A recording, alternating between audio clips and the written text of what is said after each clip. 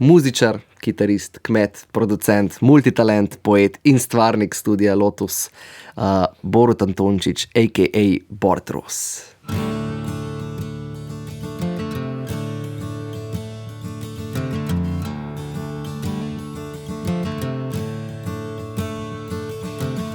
Bort, živijo. Živijo, dobro jutro. Dobro jutro. Vožnja do sem je bila malo naporna, ne? Je bila, mislim, zdaj še raje ostajam doma, ne, včasih, ne, ampak je fajn je priti v džumbus, pa si že zjutraj pod stresom, ne. Tako, kortizol, za dobro jutro, čudovito. Zdaj, ti si multidisciplinarec, glasbeniki te najbolj intimno poznamo kot lastnika tvojega domačega studia Lotus v Praprečah pri Šentjerneju, kjer med travniki, konji in ob flaškah domačega cvička vedno znova ustavljamo čas. Ne? Na hitro za vse tiste, ki te ne poznajo, če mogoče kar s tem začneva, samo zato, da naredimo en šnel kurs. Kdaj in kako se je zraven Kevdra, Kobilarne in Hleva rodil studio Lotus? V bistvu to je bila štala, ne? Tudi ta studio, kjer je zdaj, je bila včasih štala, noč so bile krave, prašiči. Kevdar je imel, dedek pa babica sta imela. Jaz sem to sanjal že kot otrok.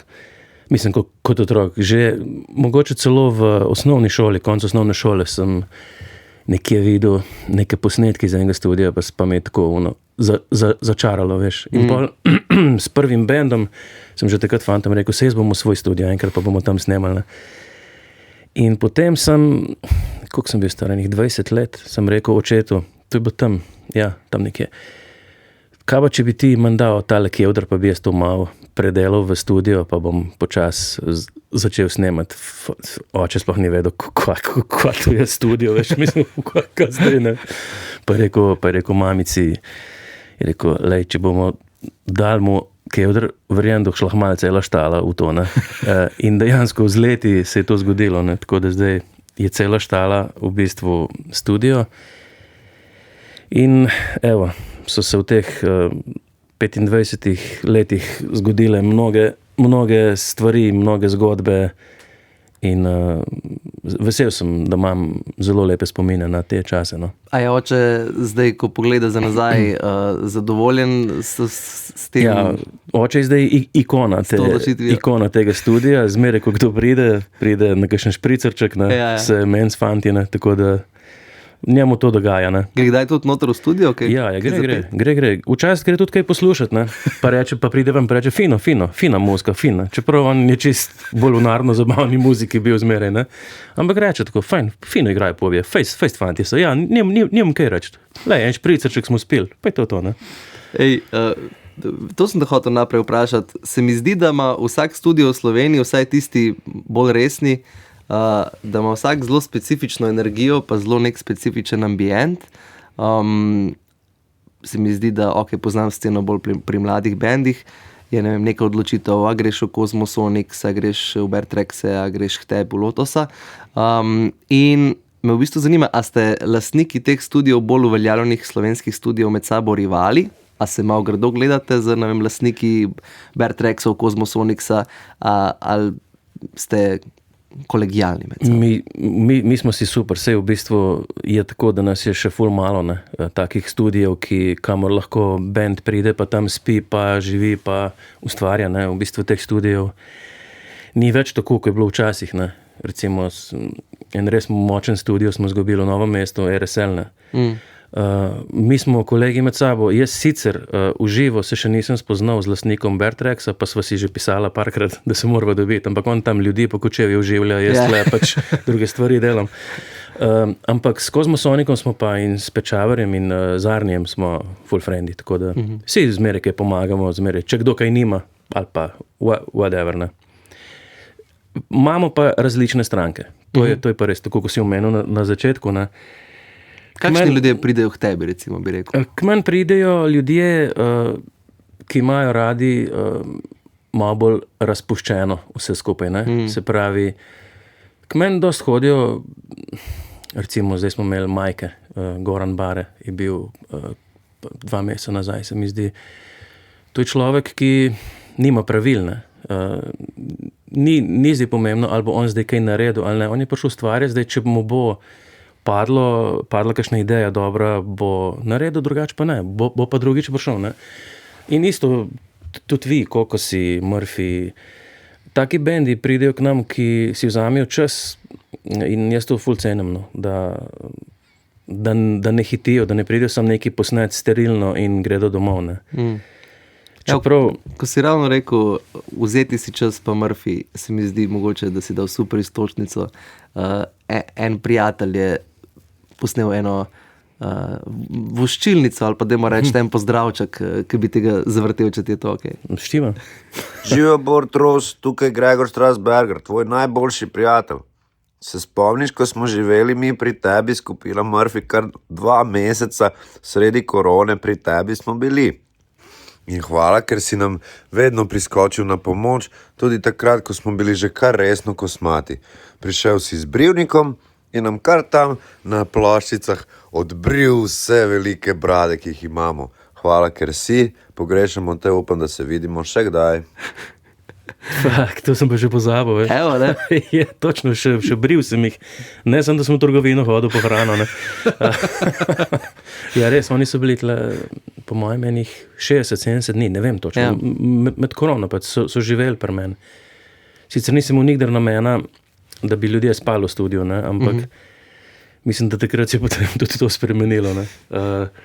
Ja. Se pravi, si v bistvu poleg producenta, muzičarja, lastnika studija še brivec lahko pod določenimi pogoji. Tudi moj oče je bil brivec v vojski, tako da, mogoče sem kaj podedoval, pa ne vem, ne.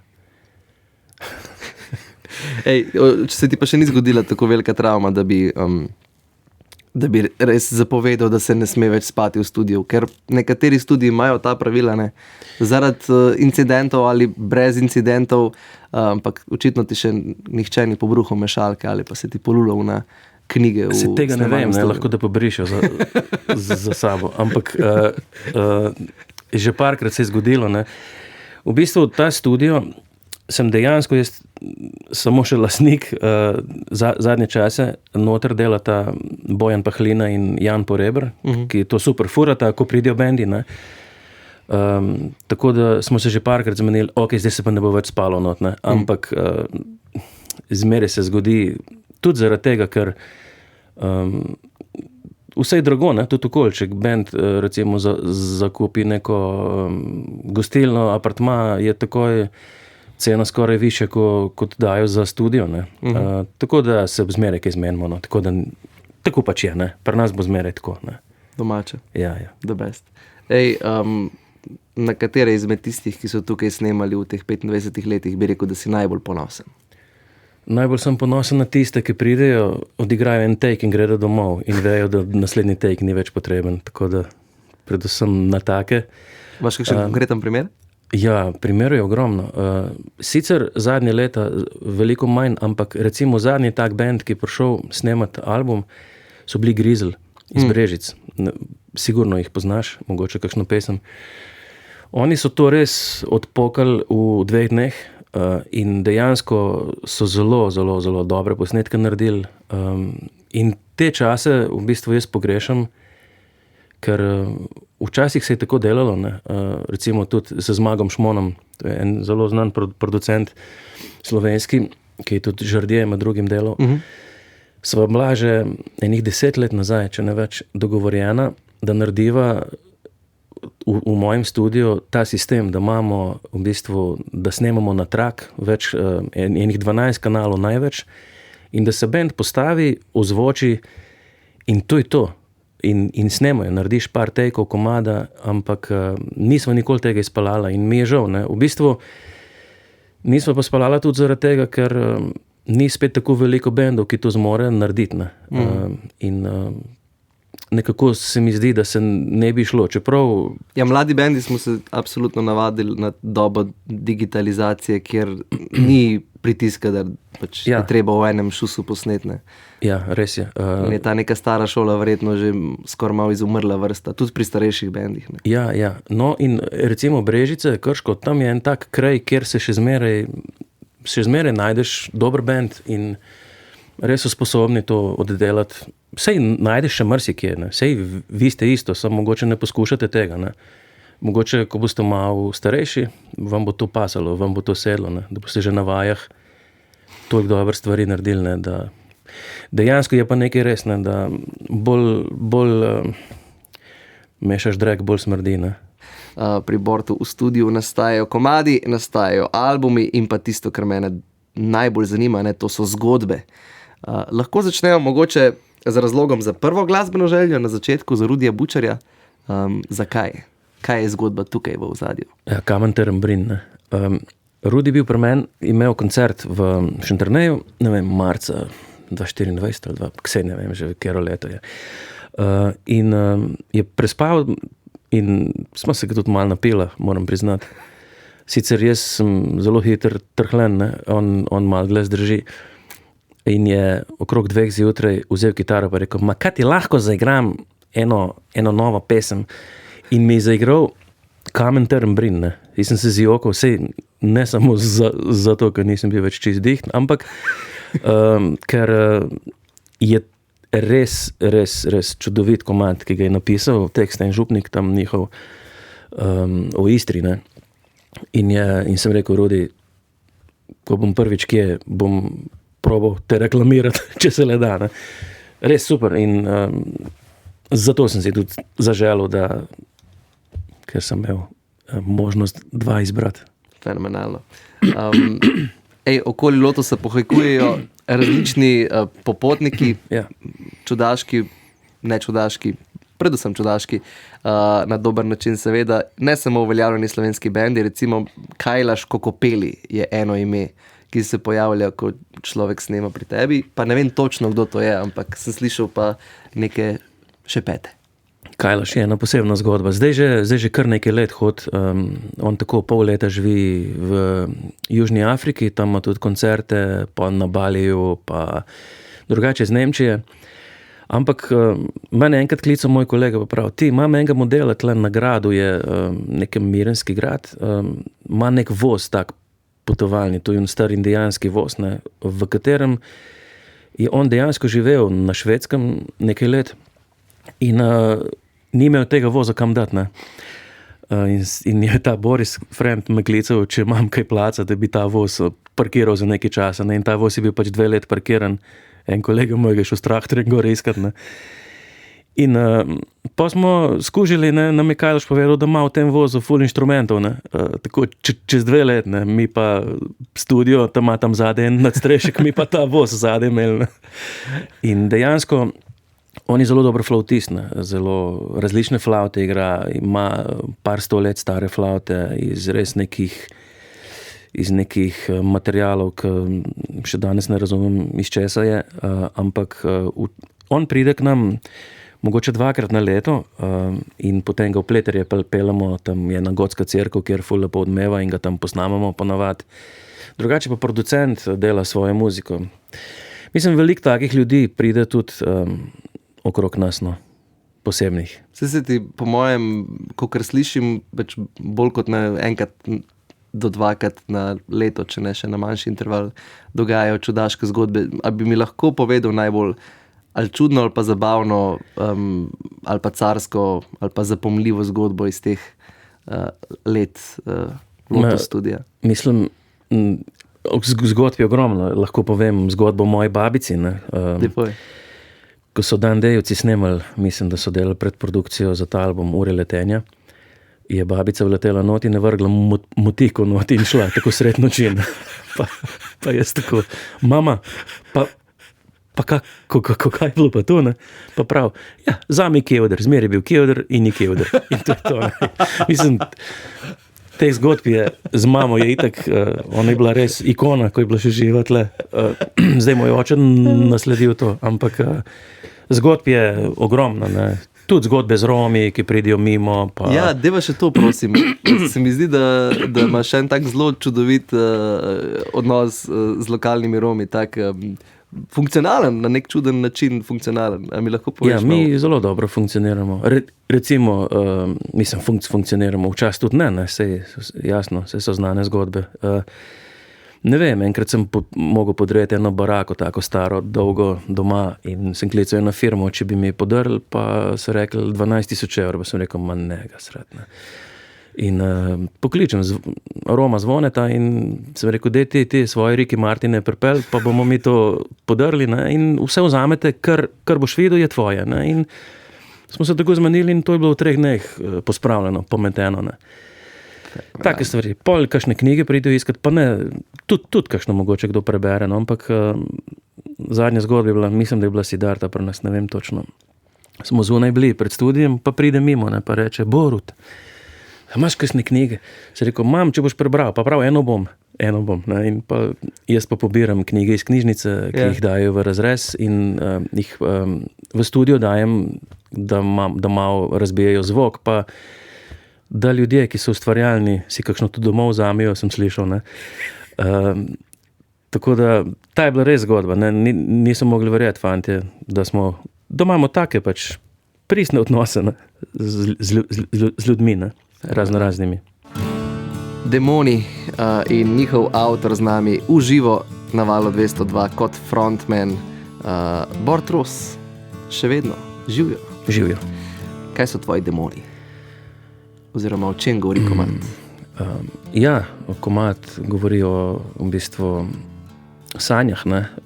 Sanjah, iz katerih se včasih zbudiš, pa je boljš, da bi še v njih malo ostal, ne? Kdaj pa kdaj, ne? In obratno, no. Tako da. Imaš več lepih sanj ali več nočnih mor? Pa ne, jaz se mi zdi, da zadnje leta se nobenih sanj več ne spomnim. Najbrž zato, ker tako na glas mrčim. Ne vem, saj ne vem. Pa. Mogoče. Ja. Se mi zdi, da si kot glasbenik, ne, če še o tem malo govoriva, zelo lokalno orientiran. Ne. Redno nastopaš v Dolenjskih Toplicah, predstavitev zadnjega albuma ni bila v Kinu Šiški ali v Ortobaru, ampak je bila v Šentjerneju, ne. Bi rekel, da si lokalno orientiran? Dolenjske Toplice pa Šmarješke Toplice, to je moja služba, ne? Jaz sem pač muzičar, ne? Sem se že mlad odločil, da bom probal z glasbo živeti in od glasbe živeti, tako da niti nimaš druge izbire, če želiš v to smer, ne? Ker smo vseeno tako majhni, pa ta sistem naš v Sloveniji ne dovoljuje, da si ti samo avtor in to zelo redkim dovoljuje, ne? Tako da,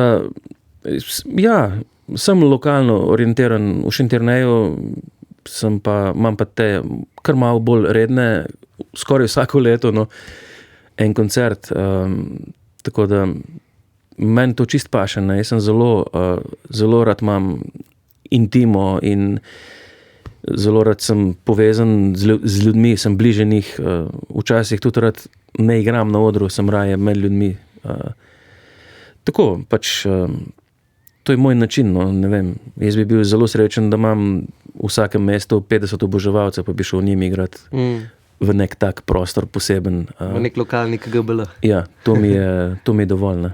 Čudovito. Ja. Živiš dejansko to, ne, multidisciplinarno življenje, v katerem sanja marsikakšen mlad muzičar, da se moraš pač seveda ukvarjati z najmanj 7 različnimi stvarmi, da lahko rečeš, da živiš od glasbe. A bi rekel, da ljudi, ki se ukvarjajo z muziko na tak način, kot se ti, velik del družbe gleda tako mečkeno zviška, kot da je to nek napol resen posel? Ja, meni se je to dogajalo, dokler nisem, no, to je tudi ironično, ne, dokler nisem, kako mi rečemo na dolenjski sceni, prevozil Kartaljevskega klanca in šel proti Ljubljani, dokler se nisva, ne vem, z Laro pojavila na Valu takrat na enem koncertu. Dokler se nekje ne pojaviš, je kar v bistvu, moraš imeti kar trdo kožo, no, ker si drugačen, ne. Ljudje velikrat ne razumejo, da je to tudi služba, ne, da je to isto, kot nekdo, ki gre zjutraj ob 6 v službo, jaz pa mogoče do 3 zjutraj delam, ne, ker mi je lepo po noč delati, ker se sprosti določene energije, ki jih šele takrat začutiš in lahko kaj ustvariš novega, ne. Imam tudi zgodbo, recimo to, kad si pri nas, to, kad si zelo alergičen na to, da ga vprašaš, kje pa delaš, ne. In je pri nas enkrat snemal, eni gospe, zdaj že gospa, je delal en komad in gre sta ven tako na zrak in ona tako njega pogleda pa prav, ti, kje pa ti delaš, ne? Takrat sem vedel, da ta komad ne bo nikoli videl življenja in njega. Tako da ja. Evo. Fenomenalno. V kateri vlogi pa se znajdeš najboljše, kaj bi rekel? Če si recimo primarno bi lahko te razdelil na, saj jaz kot te vidim, na 3 dele, ne? Lastnik studia, muzičar in producent, katera izmed te svete trojice ti najbolj leži? Nekoč sem ljubil samo eno stvar, biti v studiu. Ogromno let sem, recimo, ko sem bil tvojih let, sem vse dneve preživel skoraj v studiu in se učil, ne, in delal z ljudmi, z lokalnimi glasbeniki. Ogromno enega znanja dobil, ampak z leti te to mine. Ne. Potem sem začel veliko ustvarjati zase in sem pač iskal ta prostor, ne, intimen prostor, biti sam, malo se tudi naješ vsega. Ne. Trenutno mi je najlepše biti muzičar, ne, se pravi izvajati to, kar sem ustvaril, pa tudi igrati coverje, ker to mi je še zmeraj zelo lepo. Ne. Zmeraj rad komad, ki ga rad slišiš, tudi rad zaigraš pač po svoje. Ne. Absolutno. Kot producent pa zelo pazim, s kom delam. Zadnje čase redko kdaj kaj vzamem, ampak me je pa zadnje leta pritegnilo par stvari, zelo, tudi različnih stvari. Ne vem, zdaj delam Bossa znova z Matjažem Romihom. Čisto en drug stil, nisem nikoli vedel, da bom to počel. Ne. Tako da v bistvu najbolj se znajdem kot muzičar s kitaro v roki in pač igram. Ne. Imaš neke vrste privilegij kot muzičar, ne? Ampak v bistvu včeraj sem razmišljal, a je imeti svoj studio kot muzičar podobno kot imeti svoj bazen. Se pravi, da se sliši kot top ideja, da si tako vsak dan se bom šel namakati v bazen. Ja, pa se ne greš nikoli. Potem greš pa v praksi noter samo takrat, ko pridejo gosti. Ne? Ja, in točno tako je. Ne. Tudi Jan pa Puhi rečeta, pa prid kaj pogledati. Ne. Jaz to čas pridem zvečer, kakšen vic povedati, ne. In se tudi odstranim kmalu, ne. Ker imam svojo družino, otroke in v bistvu se najbolj v tej vlogi znajdem. Tudi to najrajš počnem. Ne. Ampak imam rad ljudi. No. Lepo je srečevati toliko različnih ljudi vsak dan in pride k tebi domov, ti ne rabiš nikamor iti. Ne. Točno tako. Ja. To pa je prednost. To pa je prednost. Ja. Evo, preden greva na ene, ki si jih danes omenil 2-krat do 3-krat, bi ti postavil še zadnje vprašanje.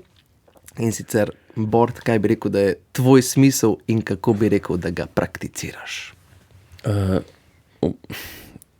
Niti sam točno ne vem, kaj je moj smisel, ampak smisel mi je, da karkoli delam iskreno, da ustvarjam iskreno, pa da ljudje, da se človek v moji bližini počuti bolj živ, no, kot se je prej. To mi je tako eno gonilo. To je ful lepa misel, da se človek počuti bolj živ v meni, kot se je prej.